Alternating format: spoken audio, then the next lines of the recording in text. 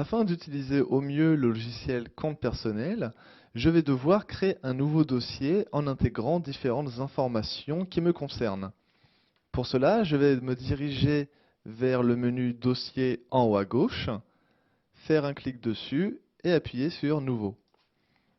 Donc ici, dans la première étape, je vais devoir enregistrer mon dossier, bien qu'il ne soit pas encore créé complètement, mais je vais devoir l'enregistrer quand même. Alors, je vais l'enregistrer ici dans la partie Bureau. Donc, je lui donne le nom que je veux en supprimant le sans titre. Je vais l'appeler par exemple Compte et je laisse l'extension SGCPO. J'appuie sur Enregistrer et une fenêtre s'ouvre avec différents éléments que je dois saisir, tels que mon nom. Alors, je saisis mes coordonnées, comme ceci. Voilà. Je précise mon adresse, en saisissant toujours dans les différentes cases correspondantes. Je précise dans celle-ci mon code postal. Enfin, la ville. Voilà. Je précise donc mon pays. Dans la partie de droite, je vais préciser mon téléphone. Alors, je vais mettre un téléphone bidon, comme ceci.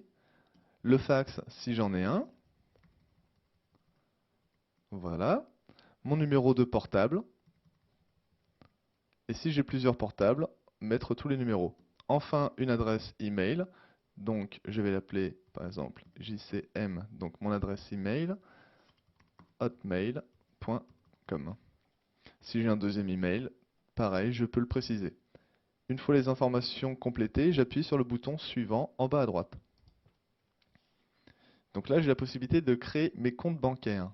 Alors, actuellement, la liste est vide. Je vais cliquer sur le bouton Créer à gauche afin d'en créer un nouveau. Je précise le nom donc de mon compte. Alors par exemple, je vais l'appeler compte chèque, s'il s'agit d'un compte chèque, bien entendu. J'ai la possibilité de préciser le type. En cliquant sur le carré avec les trois petits points, je fais apparaître différents types de comptes. Alors j'ai le choix entre compte courant ou compte épargne. Bien sûr, je peux en créer un nouveau si le compte que je suis en train de créer n'est pas dans la liste proposée. Pour cela, j'appuie sur le bouton Créer et j'indique ici le nom du nouveau compte. Donc je vais choisir un compte qui m'intéresse. Je vais choisir compte courant dans la liste qui était proposée. En dessous, je précise mes informations quant à mon RIB. Alors le code banque, donc je vais saisir différentes informations. J'appuie sur guichet, pareil, pour mettre le numéro de guichet. Donc toujours mes informations personnelles au niveau de mon RIB. Un numéro de compte. Donc toujours, je saisis mon numéro de compte. En dessous, je précise le titulaire du compte, donc en l'occurrence moi. Alors, toujours, je reprécise mon nom, mon domicile, alors 13 rue des Lilas, code IBAN, donc pour les transferts à l'étranger. Donc, si j'en possède un, je le saisis. Le Big Swift, donc ce numéro-là correspond au numéro des banques étrangères. Idem, si j'en possède un, je le précise. En dessous, je vais préciser les informations, donc les coordonnées de mon agence bancaire. Alors, le nom de mon agence, donc je me place dessus et je saisis le nom de mon agence. Alors, Société Générale par exemple. Le numéro de téléphone de l'agence. Alors, pareil, je saisis le numéro de téléphone de l'agence, ainsi que le numéro de fax. En dessous, je vois le champ interlocuteur. Donc, il s'agit par exemple de mon conseiller, mon banquier dans l'agence en question. Alors, afin d'en créer un nouveau, je clique sur la case avec les trois petits points à côté. J'appuie sur Créer et je saisis les informations de la personne. Donc, par exemple, son adresse. Donc, il s'agit des informations personnelles correspondant à cette personne. Donc, si je les détiens, je les saisis dans cette fenêtre. Donc l'adresse de mon banquier, donc je vais écrire par exemple 15 rue des Lilas. J'ai de la chance, il habite juste à côté. En dessous, téléphone du bureau. Alors le téléphone donc où je peux le joindre à son travail. téléphone personnel, pourquoi pas, son portable, ainsi que le fax. Le code postal, donc 75 013, dans la ville de Paris. Son adresse email, ainsi que le site internet s'il en a un. J'ai aussi la possibilité de préciser l'âge de la personne en cliquant sur le calendrier. Je peux naviguer à travers les différentes années à l'aide des deux flèches qui sont en haut à droite. Je peux aussi saisir directement l'année dans la partie en bas. Je supprime 2010 et je vais mettre par exemple 1970. J'appuie sur OK et je vois apparaître donc la date ainsi que l'âge de la personne. Je peux préciser la fonction, donc banquier, assureur, garagiste, médecin, etc. On va dire qu'il s'agit d'un banquier. Avant de valider, je vois que je peux, parmi les autres onglets proposés dans la fiche, ajouter par exemple une photo de la personne, ainsi qu'un commentaire sur cette personne. Donc si elle est gentille, si elle est plutôt de mauvaise humeur de manière générale, etc. Une fois que toutes les informations sont précisées, je valide en appuyant sur OK. Si un champ n'a pas été renseigné correctement ou que j'ai fait un oubli, le logiciel m'avertit automatiquement. Ici, en l'occurrence, j'ai oublié de préciser le nom de la personne. Donc j'appuie sur OK et je me dirige vers le champ en question. Il s'agit de la partie en haut. Je vais préciser donc qu'il s'appelle Monsieur Jean-Paul. Jean-Paul Dupont. Voilà. Je valide cette fois-ci sur OK. Et donc il n'y a pas de rappel, donc tous les champs ont été correctement saisis. Je vois la personne apparaître ici. Je précise à présent l'adresse de la banque. Alors, nous allons mettre la même adresse, c'est pas grave. 15 allée des Lilas, toujours à Paris. Comme ceci, je précise. Donc c'est beaucoup de saisies au début, mais nous verrons par la suite que tout ça, après, devient beaucoup plus simple une fois que le dossier est créé. Alors, je précise l'email si je l'ai, le site internet de la banque, etc. Je précise cette fois-ci en haut à droite, donc, les informations relatives à mon argent. Alors, est-ce que j'ai à combien de découverts est-ce que j'ai le droit sur mon compte? Donc, je vais saisir le montant, par exemple 2000, ainsi que mon solde de départ.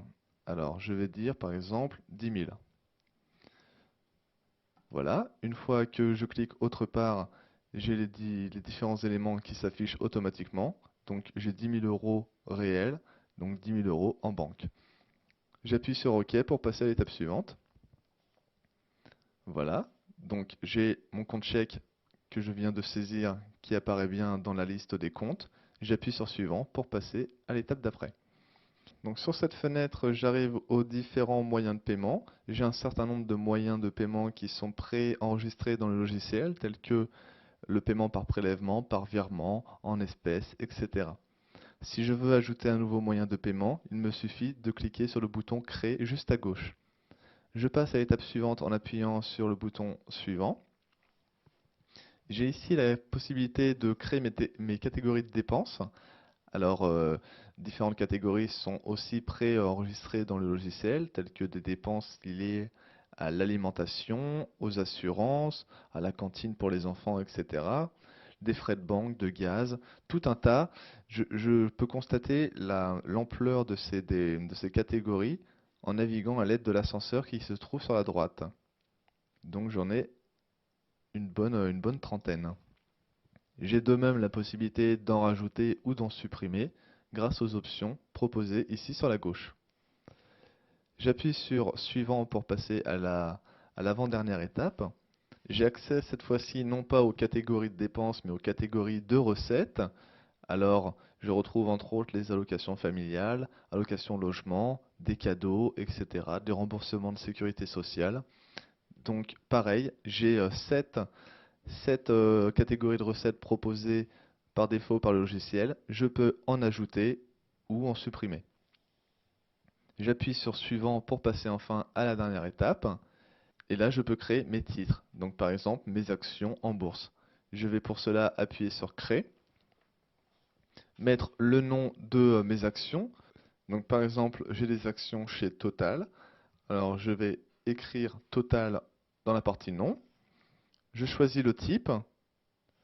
Alors, je précise qu'il s'agit d'action. J'appuie sur OK pour valider le type. En dessous, la quantité initiale. Donc, j'ai par exemple acheté 20 actions. J'ai acheté le tout à 800 euros. Si je clique en dessous, un calcul est réalisé automatiquement, donc avec le prix d'achat moyen. Donc, c'est-à-dire, j'ai 20 actions à 40 euros chacune, ce qui me fait 800 euros. Je peux préciser la date d'achat, toujours à l'aide du calendrier. Donc, j'ai acheté par exemple en décembre 2009. La valeur d'achat en décembre 2009, donc par exemple, c'était à, nous allons mettre 35 euros bien sûr.